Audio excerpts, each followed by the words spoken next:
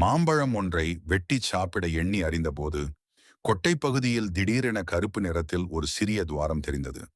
சில நொடிகளில் அந்த துவாரத்திலிருந்து ஒன்றன் பின் ஒன்றாக 3 வண்டுகள் வெளிவந்தன.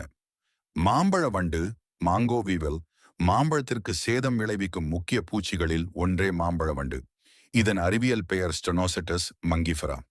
இந்த வண்டின் தனிச்சிறப்பு என்னவென்றால், வெளிப்புறத்தில் பழத்தை அதிகமாக சேதப்படுத்தாமல் அதன் கொட்டைக்குள் நுழைந்து விதையையே பாதிப்பதாகும். இதனால் வெளியில் நல்ல மாம்பழமாக தோன்றினாலும் உள்ளே வண்டு வளர்ந்திருக்கலாம்.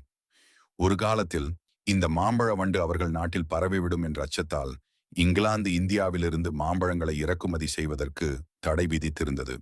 காரணம், அவர்களது நாட்டின் பழச்சாகுபடிக்கு பாதிப்பு ஏற்படும் என்ற அச்சமே. தற்போது அறிவியல் மற்றும் தொழில்நுட்ப முன்னேற்றத்தால் ஏற்றுமதிக்கு முன் எக்ஸ்ரே மற்றும் பிற நவீன பரிசோதனை முறைகள் மூலம் வண்டு தாக்கமுள்ள பழங்களை கண்டறிந்து நீக்க முடிகிறது. இதனால் இந்திய மாம்பழங்கள் உலகின் பல நாடுகளுக்கு பாதுகாப்பாக ஏற்றுமதி செய்யப்படுகின்றன.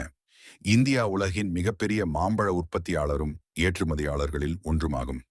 உலக மாம்பழ உற்பத்தியில் சுமார் 40 முதல் 45% இந்தியாவிலேயே விளைவிக்கப்படுகிறது.